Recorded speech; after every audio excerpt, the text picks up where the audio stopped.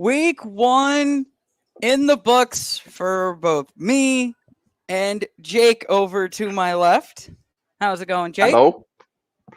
Well, a lot better after a victory Monday, I'll tell you that much, especially one where I don't have heart palpitations going into the fourth quarter. It's kind of a nice, no, trust me, if all my Vikings fans who were watching this, if you watched that game yesterday, I think a lot of us were kind of thinking, wait, I don't have heart palpitations going into the fourth quarter. Is this normal? Is Oh, what? Because we're not used to really winning by more than like 10 points at most.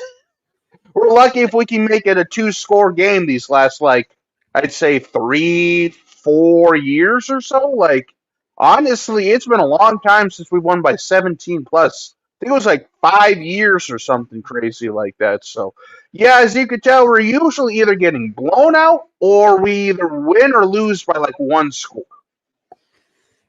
and that goes the same for my Saints because we clearly don't know how to close out games. Except, well, for last Sunday, we never really trailed, and neither did the Vikings. We're gonna go ahead and break down both of our games from Week 1. The Vikings taking down the New Jersey Giants. They have lost the respect of New York. And the Carolina Panthers getting absolutely slaughtered in the Big Easy at the Caesars Superdome. Let's do Minnesota first.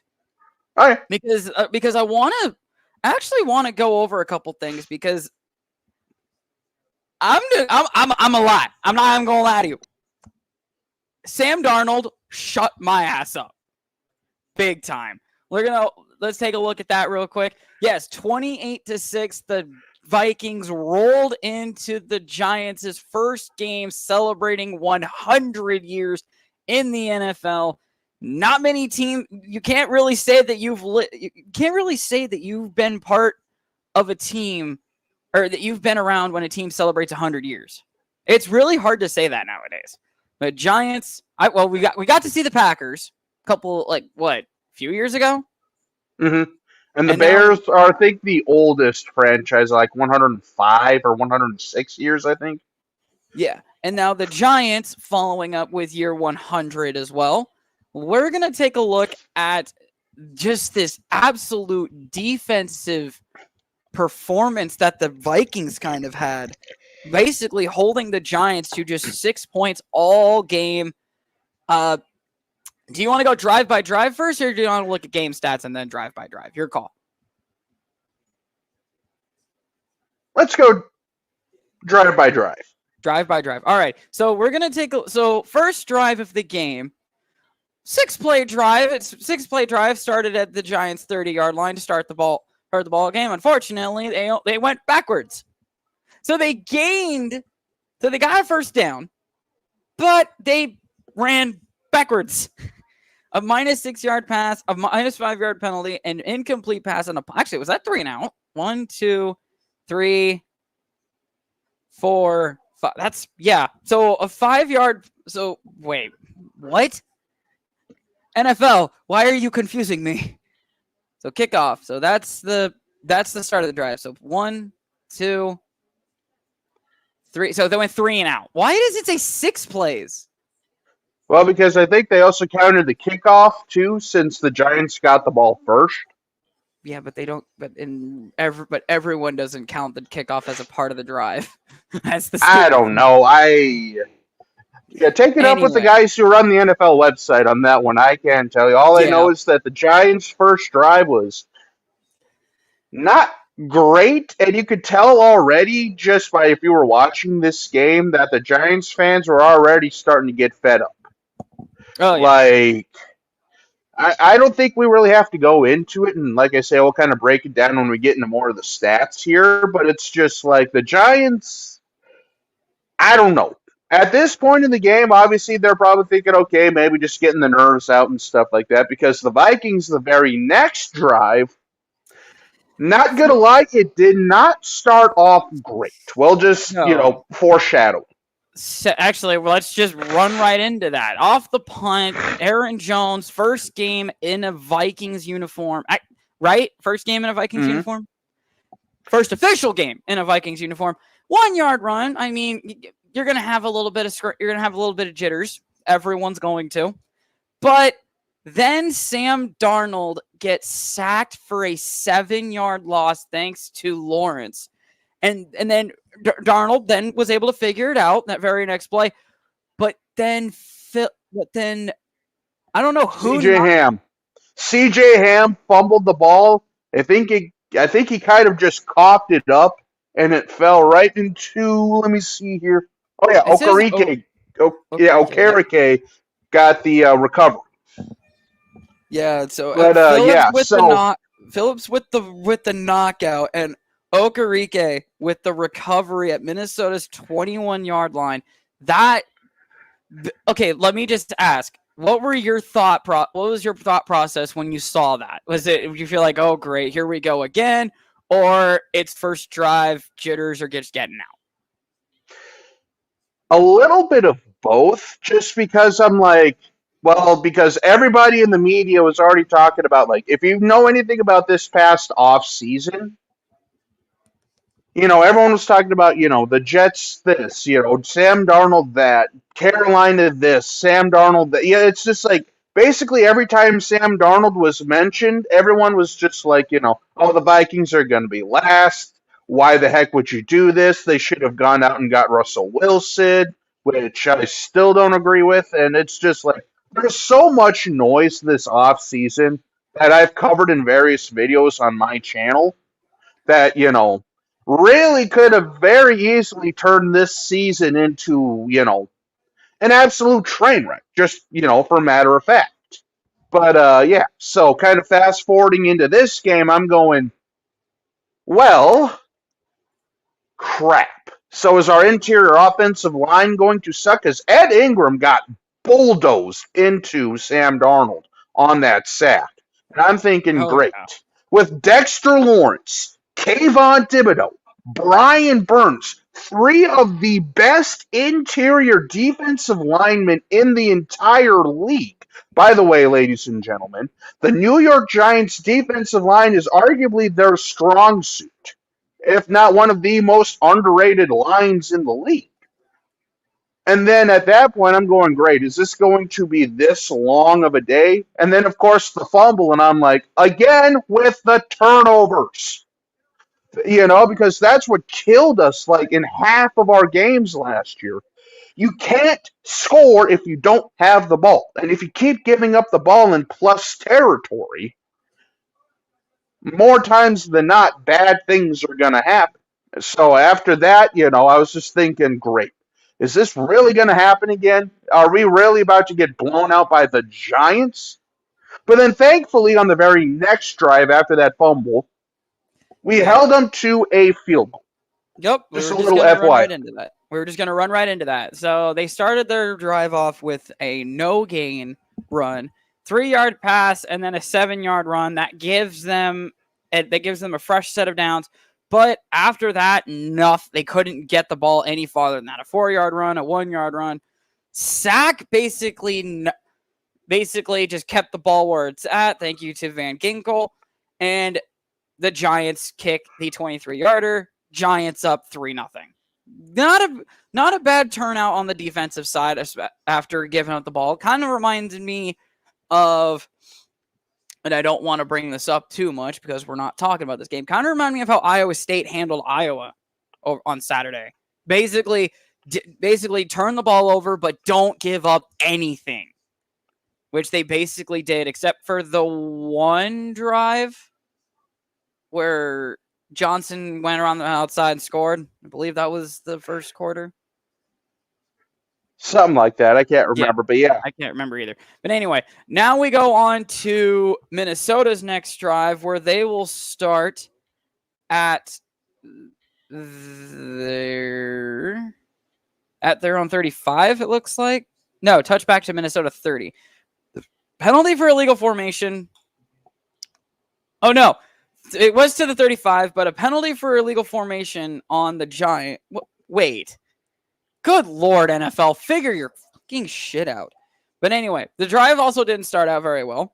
It was a push. It was a left end push to the 46 for 11 yards. But unfortunately, Bradbury got a little too much of that jersey, bud. Forced it back, and no play occurred. 3-yard run by Darnold, a 9-yard pass from Darnold to Jones, and then a pass interference penalty really put Minnesota in business. 22-yard pass from Darnold to Oliver, and then a 2-yard run to the 3, and then Aaron Jones finishing off for the touchdown with, is it Reichard? Reichard, yep. Reichard with the extra point. Minnesota has their first lead of the season. Now, go over that drive for me. Go over that drive for me. How you saw that? Alrighty. So initially, that hold on Bradbury, I didn't see a whole lot. Even Jonathan Vilma on the broadcast brought that up. He was kind of like, yeah, there are a couple of phantom calls that really didn't make a whole lot of sense. And just in general in the NFL this week, a lot of penalties have been called. I mean, we're talking an average of like 10, 12, 13 penalties a game in like every game.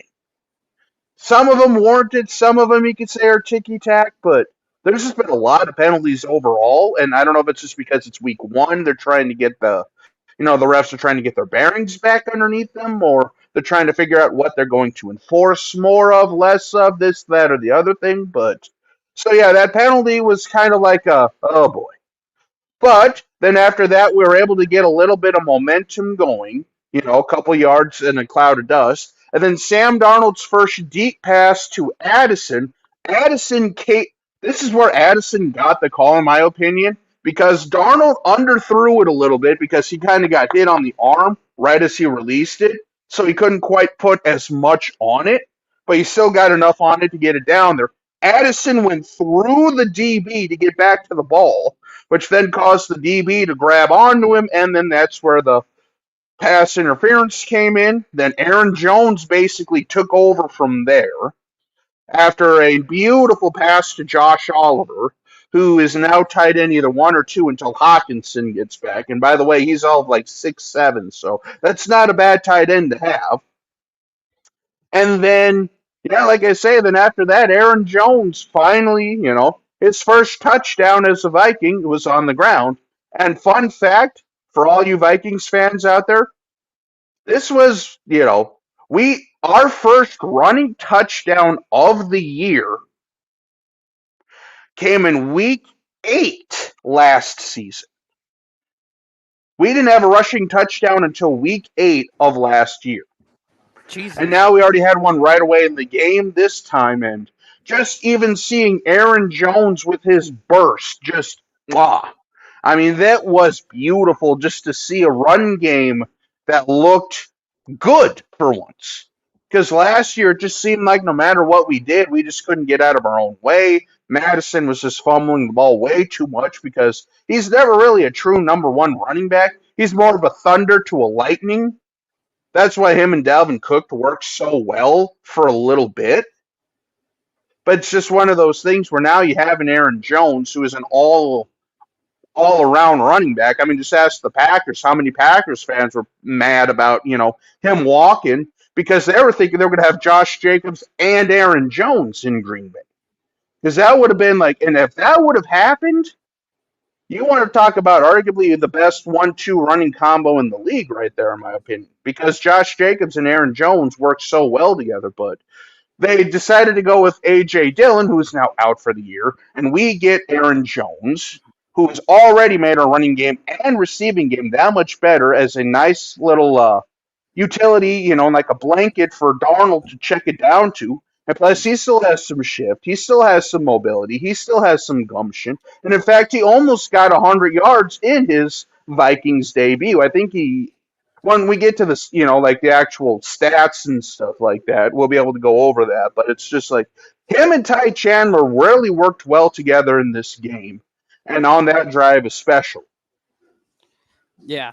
And then that basically was the last drive that was in full in the first quarter. So we jumped to quarter number 2, where this drive actually started in the first. but it was a 14 play 52 yarder for the Giants, a 4-yard run, 3-yard pass. No, 4-yard run, 3-yard run, 5-yard pass to get the first down. Incomplete, and then a big play for the Giants, a pass short to Neighbors, who actually had a really good game from what I saw. Yeah, basically this play right here is Stephon Gilmore and him are going at it. Like, Stephon almost tips it, but Jones laid it just in the right spot for Neighbors to essentially jump up there, grab it over Gilmore's hands, and then pulled it in. Very much like a Justin Jefferson type catch, where he just went over the top, like a Moss type of play, where you go over the DB to grab it when the DB's fingertips were like this close to the ball. So yeah, Malik Neighbors just made a beautiful catch. And also, real quick, for if there are any Giants fans who are watching this, Malik Neighbors looks like that dude. At least in the little bits that I've seen. The key is Daniel Jones needs to leave. Or you need to rock with someone else here, because unless Daniel Jones can somehow magically turn into Alex Smith and revitalize his career, I mean, you're just going to waste a lot of prime here, because I honestly think the Giants have found their next Odell Beckham. Or maybe even probably better yet, like a Plexico Burris type receiver. Just one of those big body guys who goes up for the ball. Yeah. So Malik Neighbors is going to be a problem in this league as long as he can get the quarterback help he needs. Yeah. But then again, after that big play for the Giants, it went downhill from there. The next set of downs started with a too many men penalty, but Daniel Jones was able to make up 4 of the 5 yards, but another 5-yard penalty. They did the cha-cha, Tom Grossi, and they got sacked. Wait, hold on. That play actually ended the quarter, it looked like. So a 5-yard penalty ended the quarter because that was at 9 seconds. Yep. And then that would have been the second quarter right there. And then this is the start of the second quarter, and minus 8-yard run. Tracy, wait. Huh? What it looks like there is they were handing off, but the Giants were called for holding. Oh, so officially a 2-yard run, but minus, but it's because of the penalty. Yeah. Yeah, I know. I understand. It's kind of confused. That's why it's like it is very confusing how they worded it. But yeah, basically it's a 2nd and 16 versus a 1st and 10 because he was able to break a. Yeah. Anyway. Well, actually, it looks like it was 2nd and 24. Okay. So yeah, minus 8 yards, but officially that would make sense. Yep. Don't know how that. Oh yeah, because the play before they lost a lot of yards too. They lost 5. So the first play, so the drive started at 1st and 10, minus 5 yards. So first and 15, 4 yards. 2nd and 11, a 5-yard penalty, make it 2nd and 16. 8-yard run, but with the penalty, basically backs it up, replays the down, so 2nd and 24. But somehow they still gained the yardage? I wonder if maybe anyway. 9-yard pass to make it 3rd and 15, but Daniel Jones could not find Robinson thanks to Greenard, I believe is how you pronounce it. Grenard, yep. Grenard. Jonathan Grenard? Yep. That's how I've heard it. It could be Greenard, but as far as I've heard and as far as I know, it's Grenard. Like Menards, but just green. Both gr instead of mu. Yeah. And that led to another Giants punt. Giants cannot figure out anything on offense, but which leads to a 13-play, 104-yard drive. Because there was a penalty in there. But yeah, it was a 13-play, 99-yard drive in which the Vikings, that was their first 99-yard drive since 2008. And that play was on a Monday night. where they got it all in one shot because Gus Frerotte threw a 99-yard touchdown pass to Bernard Berrien that game. So this was their first 99-yard drive since there, because when they did ironically enough, too, is kind of interesting. Like when the Giants down the ball, there's apparently a new rule. Like I think, like once it hits one of the gunners initially, it's already dead right then and there. Versus That's them always having been to a play rule. hot potato. That's always been a rule. But If it touches one of the kicking team's players, it's downed right there. so yeah, so they managed to. Long story short, it kind of looked like a Harlem Globetrotters routine because there's like 3 or 4 guys that were all able to keep it out of the end zone. But anyway, Oh yeah, regardless, there we was started that at the one. one.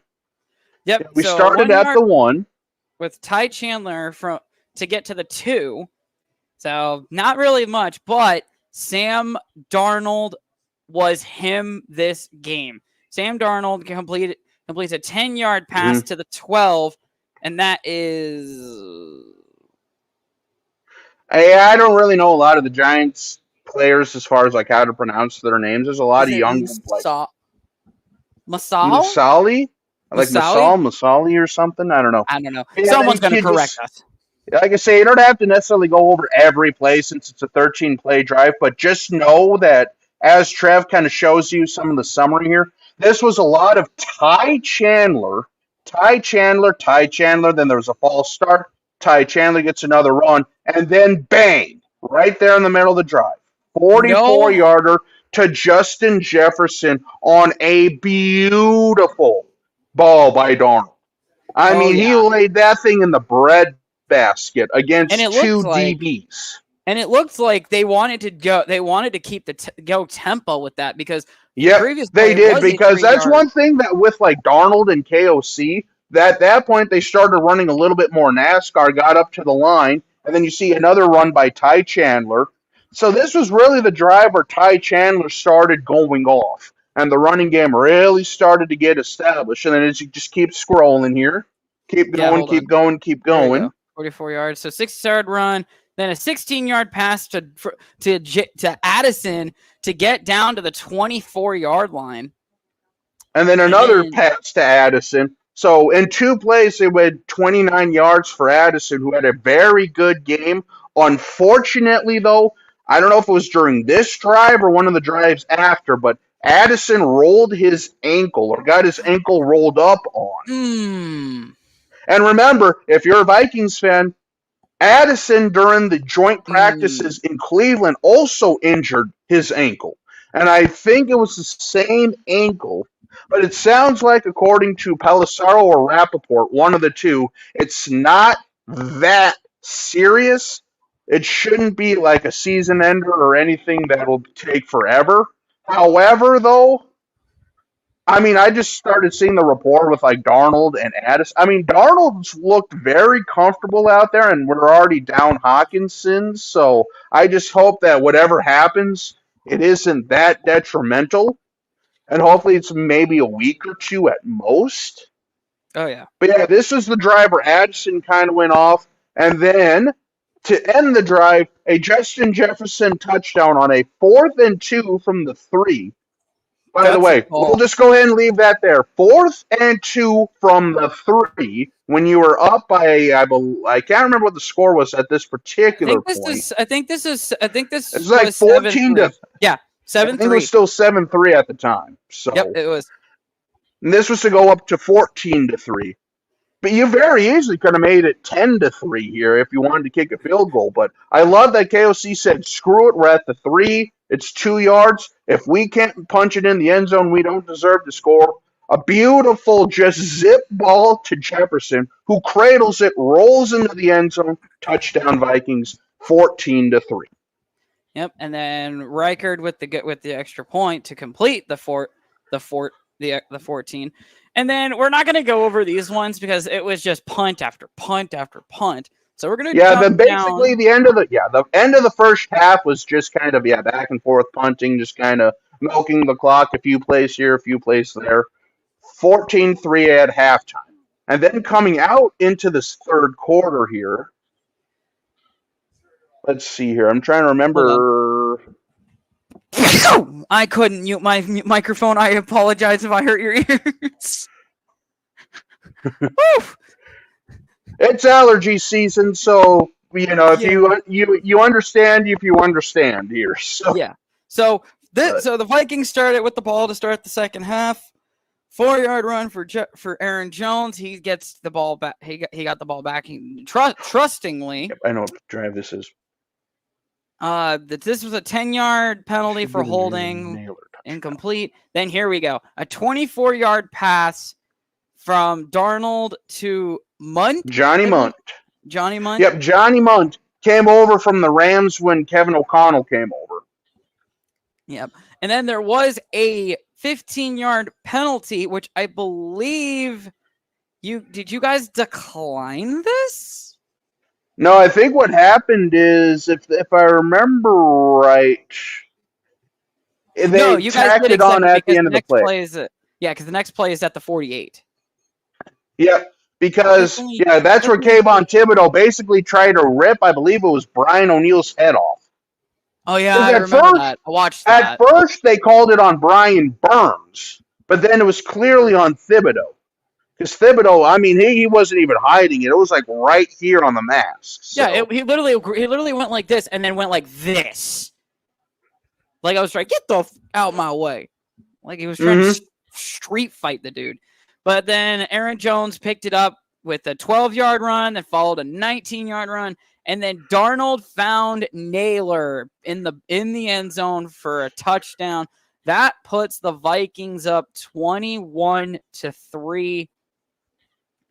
Then the Giants get a field goal. We won't go over that drive that much, but not really much going. They had some good decent sized plays like this 11-yard pass. There's really only one more drive that I think we really need to go over, and you'll know it when you see it. And I'm assuming that's going to be this one because the Vikings did punt, but they got the ball back. Alrighty, so what happened was Daniel Jones obviously got the ball, snapped the ball, tried to throw a screen. Van Ginkel one-hands it with his left hand, paws it, snatches it in, does a spin move, runs it into the end zone. Like there was no like the instant he got it, he was already the instant that he had the ball. I didn't even know he picked it off, and the next thing I know, I'm hearing both Kenny Albert and Jonathan Vilma go, "Oh my God, it's an interception! Van Ginkel, touchdown Vikings!" And I'm like, "Holy, wow!" And then they showed the replay, and it was just boom. It was a gorgeous freaking it was a gorgeous catch. Like, it was. I mean, that would have been catch of the week from an offensive player, my dude. Like, I mean, he caught it one-handed, basically. It was a one-handed snap. Yeah. And then there's not really much that we can look at for the rest of this drive. Stinking get out of here. Sorry, I've got a fly flying around me.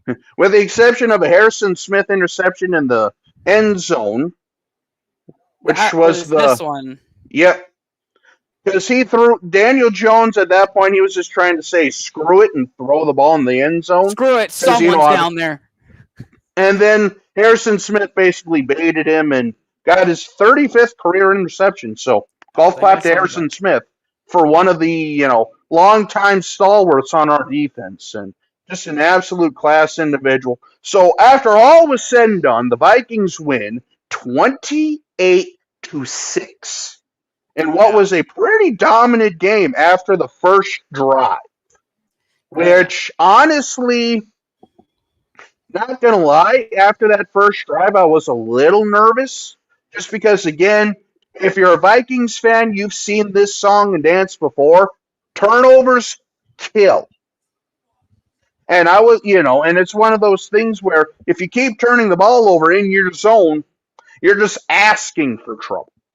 And eventually, I was thinking, well, great. Are we really about to just absolutely blow it against the Giants here? And then thankfully, after the defense held and we got that touchdown, then we settled in and played the damn thing. So, all in all, a really solid week. And as Trev kind of pulls up the stats and stuff here. Hold on 1 second. I don't know what Maybe. I just did. I don't know what I just did. Hold on. Let me Well, take this actually, off just real keep quick. rolling down there. I think I Well, hold see on. it. No, the stats are here on the right, but I kind of screwed up the screen for a second. Hold on. All right. Well, while you do that, I'm going to grab some water. Yeah, I'm getting ready to pull up the stats for you guys because good stats to show here. We're gonna go over. Let's go over the Giants stats first. I'm gonna be here on the right. Actually, I'm gonna make this a little more towards the center of the screen so you guys can see what we're looking at. So let's look at the Giants stat first. Daniel Jones went 22 for 42, 186 yards, but he had 2 interceptions. I don't know what you're gonna do for a quarterback anymore in New York. I really don't. Devin Singletary with the guy that they basically gave the ball to all game. 10 carries, 37 yards. No touchdowns for either player on the Giants side because they only kicked 2 field goals. Well, I know one thing you could do with Daniel Jones. Honestly, your best bet is looking for another quarterback or just having Jones be the backup here because the problem is it's year 6. He's about as consistent as unstirred oatmeal, is like one of my key phrases is, because it's like one game he'll go out there and literally, like what Trev said, he'll throw for like 3 interceptions for like 100 yards and 2 pick sixes, and the Giants fans are wanting to throw beer bottles at him. And by the way, by the end of this game, it was primarily Vikings fans that were still in the stadium. Like the Skull chant was huge in like the late fourth quarter. Yeah. So and then taking a look at the Vikings side, Sam Darnold shut me up before the game. Shut me up because I even said y'all are really going with Sam Darnold. Well, 19 for 24 for 208 yards, 2 touchdowns. He did have the 1 interception. I think that wasn't his fault because as he was throwing the ball, boom, he got hit on the arm, and which then was a lame duck. And that was just a hell of a catch by the linebacker on that one. Otherwise, I mean, Darnold, yeah, because like I say, if that was Darnold's, like I say, I know it's just the Giants. I know their secondary isn't great. But the fact that Darnold looked that comfortable in the pocket and Kevin O'Connell had all these checkdowns and all these little, passes and stuff like that ready to go for him, it just basically, I mean, just look at that. Aaron Jones had 14 carries for 94 yards. Ty Chandler, 8 for 17 wasn't too bad. And even Darnold had a couple of runs. The only guy that needs to figure out the running aspect is Myles Gaskin, who averaged. But he's our return guy. He's our return guy, so those are probably his return stats. Because, in like penalties and stuff like that, if you get penalized there, it counts as negative yards. Yeah. But yeah, so, Aaron Jones averaging damn near 7 yards a run. Dear God. And then looking at receiving, well, you know who's probably going to be leading this stat. Oh, hold up. I don't know why it's doing that. You know, it's probably leading this stat. That's JJ. And while the numbers don't look gaudy, you could also see that he was spreading the ball around a lot, too. Oh, yeah, because you got Addison had 3 catches. Oliver had 2. Chandler had 3. Naylor had 1. Jones, Munt, and Ham all had 2. Jefferson, basically the key guy because he had the lone touchdown reception. Actually, no. Him and Naylor had a touchdown reception.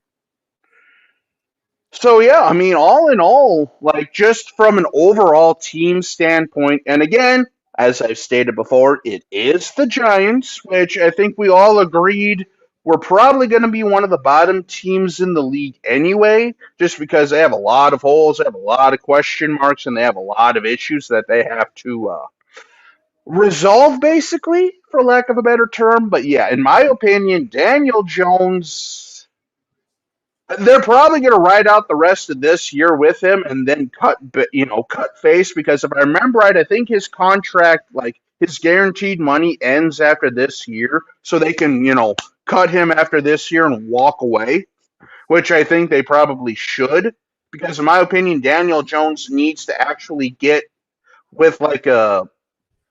Let's put it this way: if he can go and back up a team like a San Francisco next year, or heck, even Minnesota or something, get like some actual quarterback tutelage, who knows?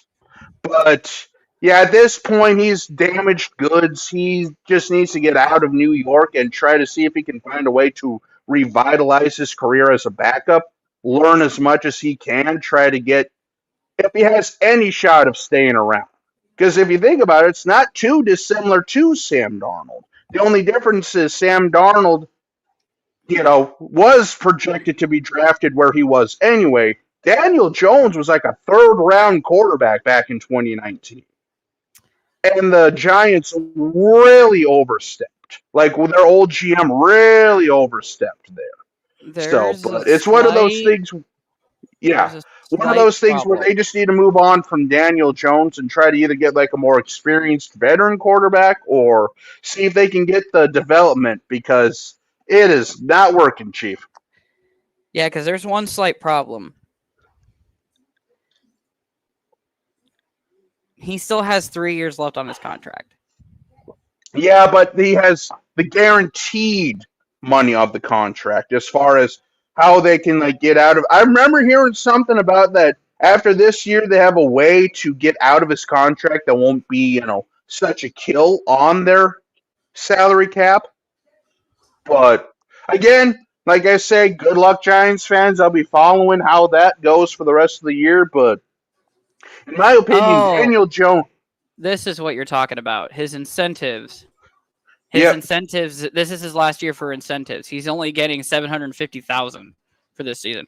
Damn, they really cut back. So his first year of the contract, and then we'll get to the Saints game, was $2.75 million.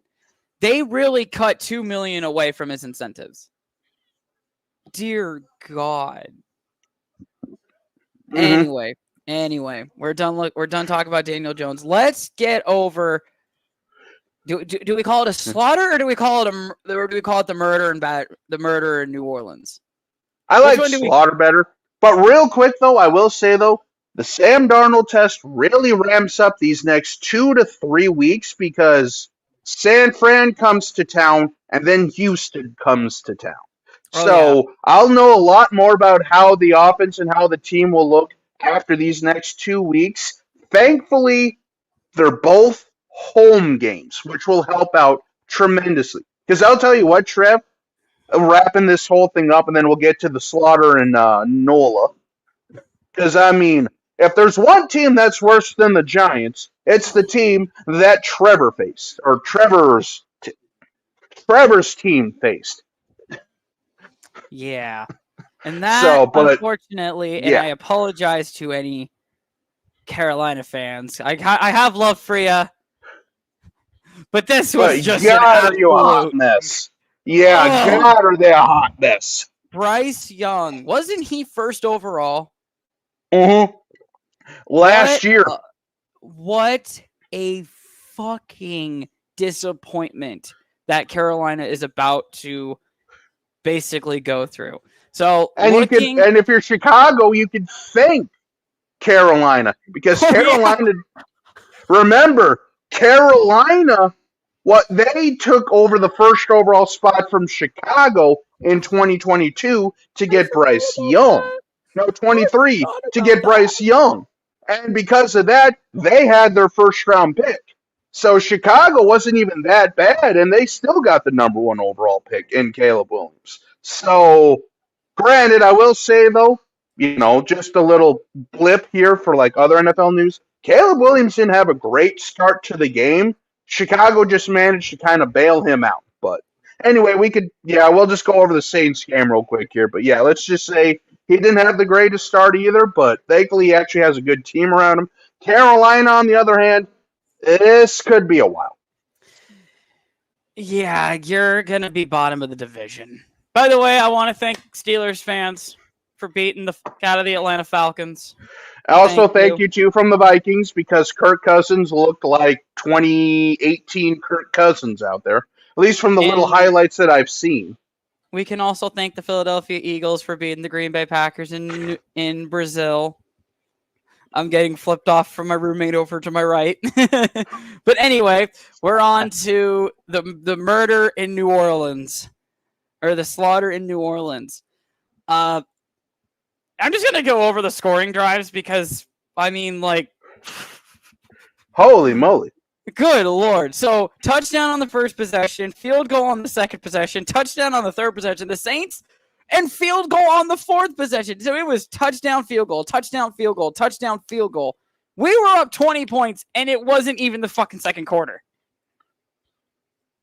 Oh, no. We get into the second quarter, and we get up by 20. But 17-0 to start the first quarter. Good Lord. This... I don't even want to hate on Carolina, but it's too goddamn easy. I mean, look at Bryce Young's stats here. 13 completions on 30 attempts, 2 picks, and one of them was his first drive of the game. Literally 2 plays total. Oofda. And one of them was the kickoff. Not even. Ouch. Dude, not even 2. One play picked off. 1 play pick. Who picked it off? This is the kickoff. Oh, Harris. Who picked it off? Willie Harris. Wait. Hold on. Oh shit. Saints. Interceptions. Where is it at? Where's that? Yeah, Will Harris. Or we call him Willie Harris, I believe. Alrighty. But yeah, Will Harris with the interception that led to the Saints field goal after Derek Carr couldn't. Derek Carr kind of had an type of game. Yes, he went 19 for 23. He had 2 touchdowns and 200 yards, but it's not Drew Brees level. I'm still on the high from Drew Brees. And I also got to say, it's also the Carolina Panthers. So I don't know if Derek Carr has gotten better. Or I'll be right back. Keep talking. I just have to check something real quick. Nope, you're good. Or if that was just the Carolina Panthers. The Saints will find that out this week when they play the Dallas Cowboys in Big D. That's gonna be a tough road test. But looking at some more of the drives going down here. Touchdown here completed by a 3-yard pass to Moreau. Blake Grupe had a really good game for the New Orleans Saints. He kicked everything. He hit every single kick that he had, including a 44-yarder here to close out, or to start the second quarter. And he also had a 52-yarder midway through the second quarter. Then towards the end, Derek Carr deep pass to Juwan. Is it Juwan Johnson? Yeah, I think it's Juwan Johnson. Yeah, Juwan Johnson for a touchdown. And then the Panthers finally get on the board with a touchdown to make it 20. What's the score by this time? Yeah, 30-3 was the score at halftime. And then the Saints kind of let off the gas a little bit, only scoring 17 in the second half. Let's look at those scores. There's the touchdown. There's the touchdown here. So there's the touchdown. It was Alvin Kamara for a 1-yard run. And then finally, the Panthers finally get their first touchdown. It was a Bryce Young scramble, but he was ruled down at the 1, which if they didn't rule him down, he fumbled the ball in the end zone. So they had to go to review. They reversed the call. Bryce Young crosses the goal line, his first rushing touchdown of the season. And then the Saints added a field goal and another touchdown, basically just to add salt in the wound. Carolina went for it twice on 4th down in the fourth quarter. They didn't do anything with it.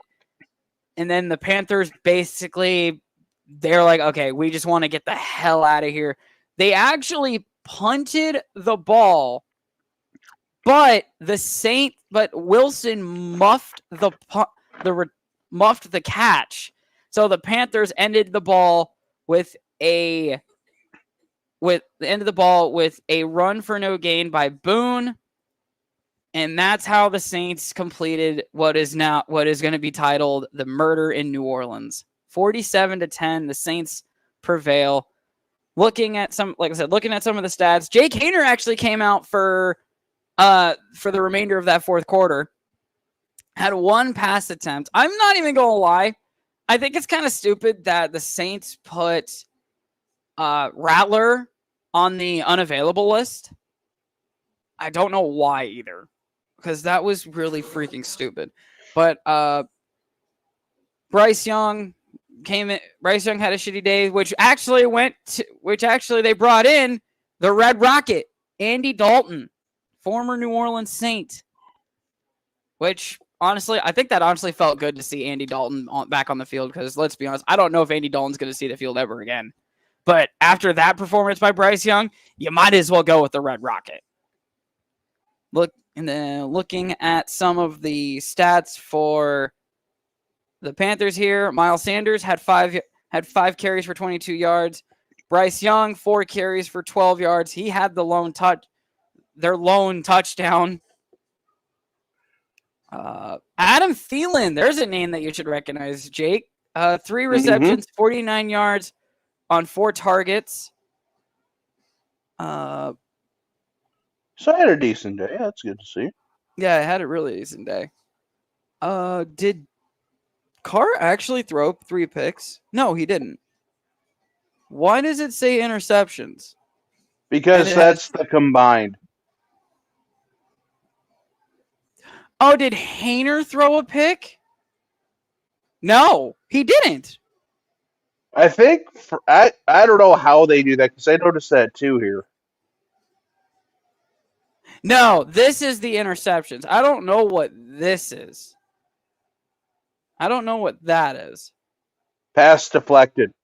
Pass deflected. Okay. So yeah, 3 deflected passes for these guys.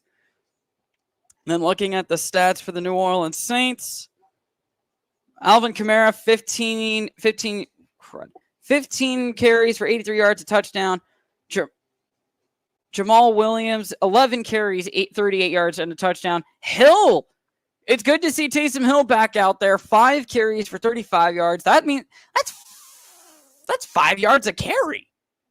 Dang. Way to go. Averaging 7. I don't know how you average 7 yards when you have 5 carries for 35 yards. Because 5 times 5 is 35. Explain that. 5 times 7 is 35. I'm stupid. Derek Carr, 2 carries for 13 yards. And then Jordan Mims for 4 carries for 11 yards. Yeah, I clearly don't know math. Good Lord. Anyway, big player of the day was Rashid Shaheed, 73 yards and only had 3 receptions. Morrow had 4 receptions for 43 yards. He also had a touchdown. Alvin Kamara, 5 for 5 on targets to completions or receptions, 27 yards. Juwan Johnson, 2 for 26 for a touchdown, 3 targets on that aspect. And then let's do one more player here. Let's do Chris Olave, 2 receptions on 2 targets, 11 yards. He didn't really show what he can do, but then again, it's not really Olave's fault that Derek Carr is not targeting him. But anyway, let's preview our games next week really quick. I know the Saints, we're going to Arlington to take on the Cowboys. You guys, we have the 49ers at home. The 49ers. Then they tonight versus the Jets. The Jets in MetLife? No, I believe they're in Santa Clara tonight. Let's take a look here. Oh, they are.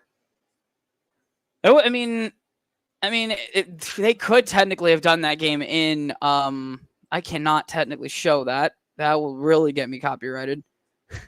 But yeah, technically they could have done this game in MetLife because they can convert the stadium over. But that would take away a home game. I just click week 3. I did. Whoops. All right. So yeah, the Saints will travel to Dallas to take on the Cowboys, which I don't know if I should be worried because I don't know how good Dallas can be. I mean, looking at their game, they handled Cleveland pretty easily. And Deshaun Watson looked like buns. He looked horrible on Sunday. Granted, I will say Zimmer is a pretty good defensive coordinator, and the Cowboys have a good defense, but yikes. I mean, still, don't be surprised if you see at some point Jameis Winston taking over. Oh God, that's probably going to be the best because we clearly didn't want to use him. And granted, I didn't like Jameis Winston because he wasn't really that good of a quarterback. But that's beside. Yeah, but I mean, Deshaun Watson's arm just looks. It does not look like it did when he was in Houston. We'll just leave it at that. I don't know what the hell I just did. But yeah, the Cowboys, I wouldn't, I'd be careful because Dak just got paid, CD's paid. The run game is interesting because while it didn't look like they had a ton of yards, Zeke and Dowdle looked decent together. Like Zeke, I wouldn't say looked like vintage Zeke, but he looked pretty darn solid. Oh, yeah. And stuff like that. But, yeah, I mean, it'll be interesting because it's in Arlington. And, Dallas Cowboys fans and stuff like that. I mean, it's going to be a rowdy, it's going to be a fun game. And then, of course, yeah, pretty much. It'll be your year when it is your year. Now, for now, just shut the fuck up, please. That'll never happen because, it's like the media has 5 teams. But anyway, that could be a rant video for a different day. That's 100% a video for another day. But yeah, like I say, so yeah, pretty much. But yeah, I mean, like I say, just kind of in closing here, my thoughts moving forward are I love what I saw from week 1. However, Giants defense, 49ers defense. Giants offense, 49ers offense. There's a lot of differences there. And the 49ers are coming off of an NFC championship and a Super Bowl berth, literally a drive away from being champions. This is really San Francisco's last major ride with the core they have. Because, well, they did re-sign Trent Williams. They did re-sign Ayuk. Christian McCaffrey's already questionable. And, of course, every freaking year I draft him in fantasy is the year he breaks his leg. And every year I don't, he goes off for 2,500 all-purpose yards. And that's usually how that works with me.